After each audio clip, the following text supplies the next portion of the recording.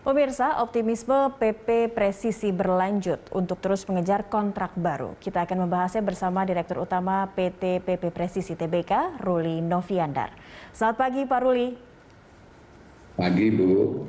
Pak Ruli, ini sisa waktu 2 bulan lagi menuju tutup tahun begitu ya. Kita menuju ke 2022, tapi dari Perseroan sendiri masih optimis bahwa masih bisa menarget kontrak baru dan dengan sejumlah nilai begitu.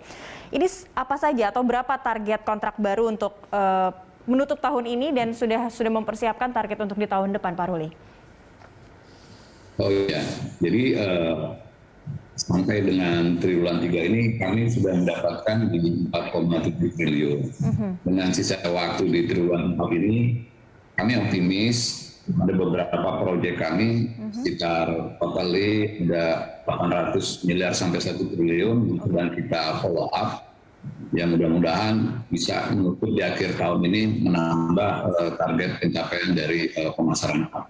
Oke, masih berkaitan dengan infrastruktur jalan tol atau mungkin sudah ada ekspansi hal yang lain begitu untuk target proyek yang sudah didapatkan untuk menutup 2021, Pak? Oke, jadi ada 2 proyek yang sedang kita tuju. Pertama di tambang atau mining. Ya, alhamdulillah nilainya sekitar 500-an miliar. Dan ada lagi dari sisi pekerjaan civil work sekitar 300 miliar. Oke, untuk tambang begitu ya, sedikit sudah mulai melakukan diversifikasi begitu ya dari yang kita tahu PP Presisi ini mengerjakan infrastruktur jalan tol kebanyakan. Lalu dari ekspektasi Perseroan terhadap komposisi kontrak baik dari ada pemerintah, BUMN dan juga swasta, ini seperti apa gambaran dari komposisi kontraknya begitu Pak, baik yang tahun ini ataupun untuk di 2022 nanti? Oke, jadi di tahun ini setelah pencapaian target kita dari sisi pemasaran, komposisi yang kita dapatkan, pemerintah ini memang tahun ini kita hanya mendapat di sekitar rasio 1%, di BUMN sekitar 14%, justru di swasta kami mendapat 85%, di mana domainnya itu ada di mining, Bu.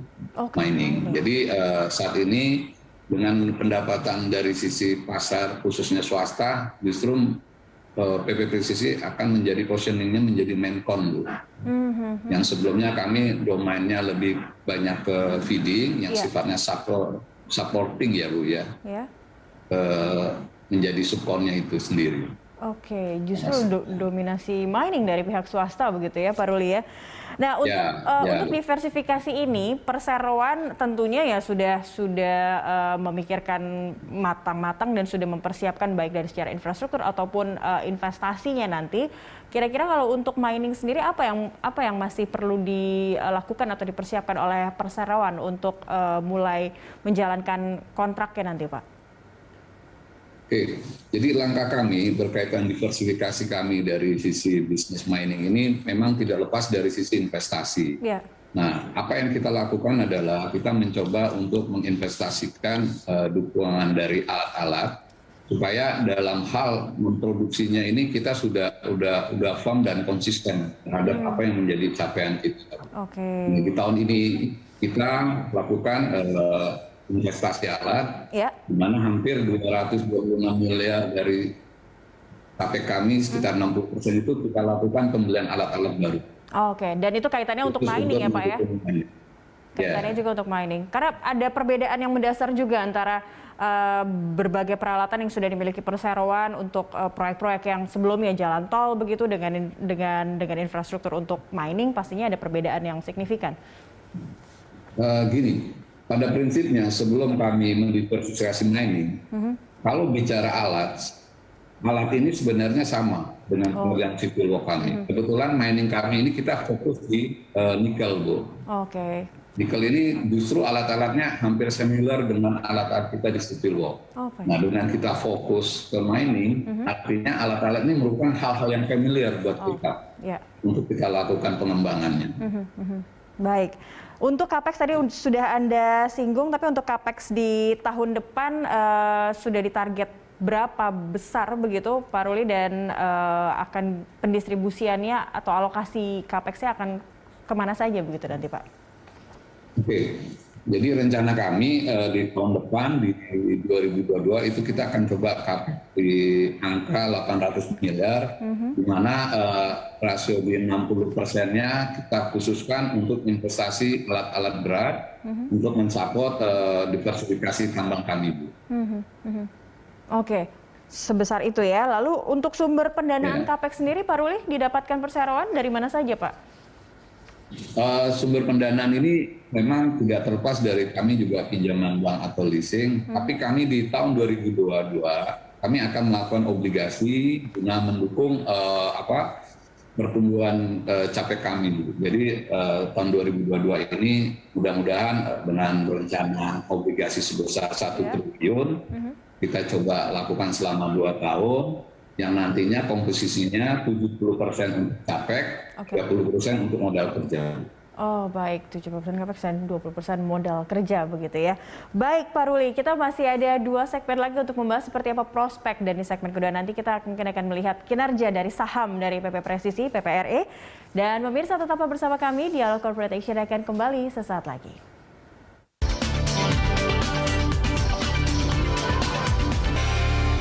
Pemirsa, PT PP Presisi Tbk resmi menjadi perusahaan terbuka yang melantai di Bursa Efek Indonesia sejak 2017. Rekan Julita Telambanua akan menyampaikan berbagai informasinya untuk Anda. Julita, silakan. Ya baik Syakri dan pemirsa, saham PT PP Presisi Tbk menjadi salah satu yang tampil atraktif di Bursa Efek Indonesia. Kita simak datanya bersama. Kita lihat pemirsa, ini dia PT PP Presisi Tbk. Kodenya adalah PPRE, pencatatannya sejak 24 November 2017 masuk ke papan utama, bidang usahanya konstruksi, EPC, pekerjaan mekanikal elektrikal, kemudian ada jasa transportasi angkutan, jasa penyewaan, perdagangan, serta pertambangan. Sektornya masuk ke infrastruktur, subsektornya konstruksi bangunan, dan industrinya adalah konstruksi bangunan. Dan selanjutnya kita lihat siapa saja yang memegang saham dari PP Presisi ini. PT PP Tbk sendiri memiliki 7,87 miliar lembar saham atau saham mayoritas, yaitu sebanyak 76,99%.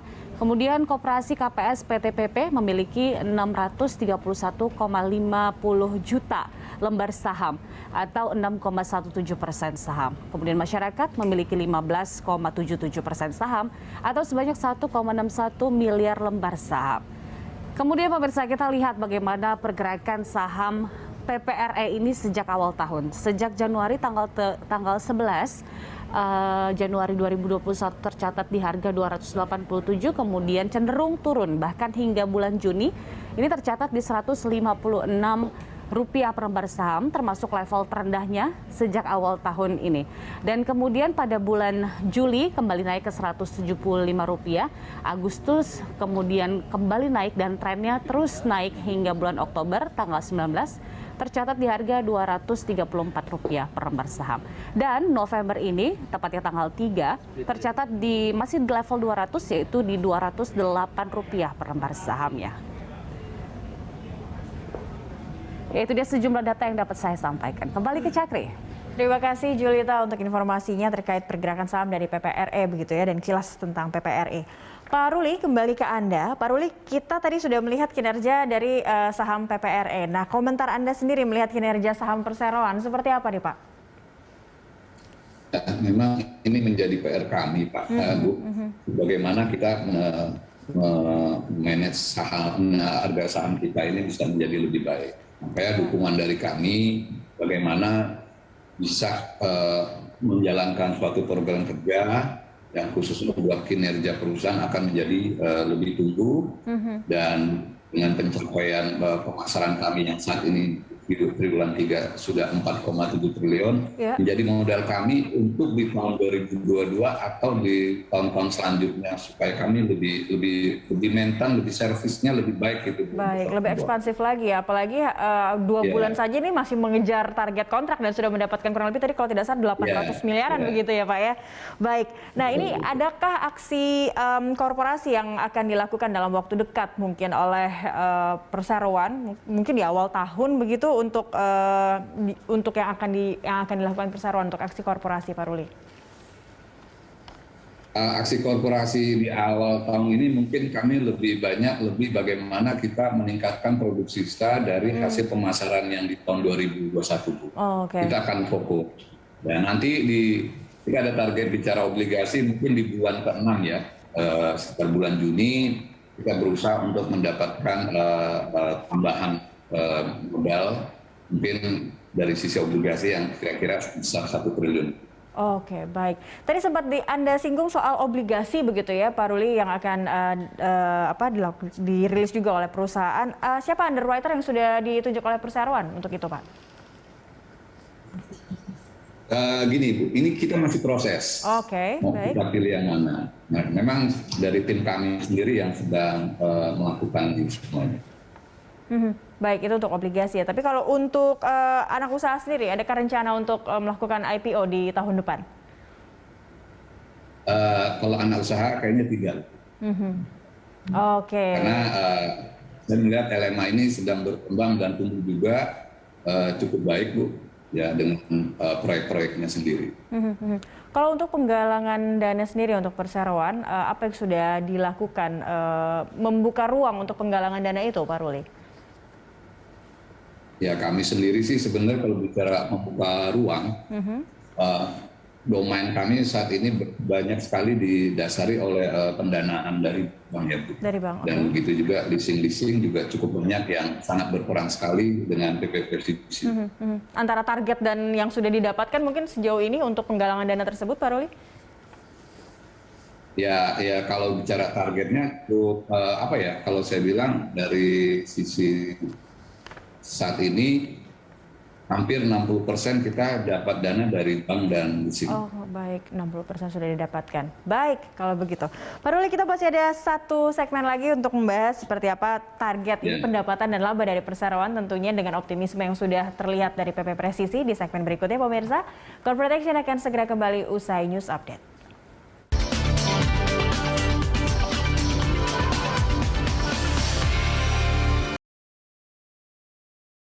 Pemirsa, kembali di Dialog Corporate Action dan masih bersama narasumber kami, Direktur Utama PT PP Presisi Tbk, Bapak Ruli Noviandar. Pak Ruli, kita menatap tahun depan begitu, yang tinggal 2 bulan lagi. Tadi menutup tahun sudah ada optimisme bahwa sudah jelas ada penambahan kontrak baru begitu ya, senilai 800 miliar. Tapi kalau untuk melihat target pendapatan dan laba bersih sebelum melihat tahun depan, untuk tahun ini saja target dan pendapatan untuk tahun ini seperti apa yang sudah dicapai oleh perseroan begitu? Ya, memang di 2021 ini kita masih optimis untuk pendapatannya di sekitar 3,4 T. Dan kalau untuk kondisi laba usaha kami, kita coba di 555 miliar dan laba bersih kami di 124 miliar. Oke, dan saat ini realisasi kami bulan 3 2021 sudah mencapai di 107,3 miliar. Baik. Artinya dengan sisa waktu 2 bulan ini, saya yakin dan optimis kita akan bisa mencapai dengan target yang kita buat. Oke, baik. Dan untuk target kinerja keuangan tahun ini dan tahun depan seperti apa, Pak? Kalau target kinerja keuangan tahun ini dan tahun depan, yang saya sampaikan di tahun 2021, ya untuk di tahun 2022 mungkin pertumbuhan ini akan jadi lebih tinggi ya Bu ya. Rencana kami pendapatan ini sekitar 4,4 T dan laba usaha di sekitar 693 miliar dengan laba bersihnya di 175 miliar. Oke, karena mungkin melihat optimisme dari diversifikasi yang sudah mulai bergerak menyasar ke mining begitu ya. Kira-kira kalau untuk gambarannya akan seberapa target begitu yang bisa didapatkan perseroan dengan diversifikasi mining ini nanti, Pak? Tadi kami sampaikan kalau di tambang dari pencapaian pemasaran, hasil dari tambang kita dapat di sekitar 51%. Artinya nanti kontribusi kinerja dari sisi tambang ini akan kira-kira ya sekitar 40%-an Bu, yang kita akan dapatkan. Di samping adanya pekerjaan sipil kami yang saat ini yang sudah kita dapatkan. Salah satunya Cijago tadi Bu. Ya. Baik. Dan PP sebagai induk usaha, seperti apa dukungannya sejauh ini terhadap PP Presisi? Baik untuk diversifikasi. Jadi memang ya PP ini kan holding kami, Bu.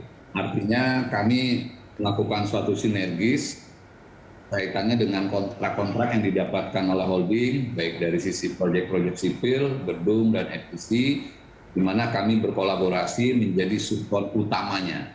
Salah satu contoh yang di Mandalika, kami menjadi support utama untuk melaksanakan pekerjaan sirkuit. Alhamdulillah kita bisa mengimplementasikan kualitas pekerjaan dengan baik. Dan hasilnya dengan komitmen waktu juga cukup baik dan sesuai target. Nah, di samping itu, dari PP Holding juga mensupport kami dari sisi HCM, dukungan kapitalnya. Karena dukungan HCM ini sangat penting untuk melaksanakan proyek-proyek kami. Baik. Baik, salah satunya seperti kita lihat ya, sudah terrealisasi sirkuit Mandalika yang kita harapkan tidak ada halangan bisa siap beroperasi dan digunakan untuk MotoGP di 2022 nanti. Terakhir Pak Ruli, mungkin bisa singkat saja Pak, bagaimana Anda mewakili perseroan juga untuk meyakinkan publik, meyakinkan investor begitu ya, untuk tetap menyasar saham PPRE dan melihat saham PPRE ini yang masih atraktif begitu untuk di pasar? Ya, untuk pasar kami hanya punya komitmen bagaimana kami melakukan proses pekerjaan di intern kami, membuat suatu pekerjaan yang menjadi lebih baik, kualitas, dan kami juga memiliki target, di mana target itu harus kami penuhi menjadi janji-janji kami, baik untuk intern kami maupun eksternal. Semoga nanti kalau terjadi di 2022 ini pencapaian target kami akan kami coba lebih surprise Bu dengan proyek-proyek atau pemasaran yang baru. Baik. Jadi PP Presisi dengan kontrak yang banyak tidak hanya janjinya saja yang terlihat, tapi ada realisasinya. Kita menantikan itu semua Pak. Baik, terima kasih Pak Ruli Noviandar, Direktur Utama PT PP Presisi Tbk untuk waktunya bergabung bersama kami di Corporate Action. Sehat selalu Pak. Terima kasih Bu.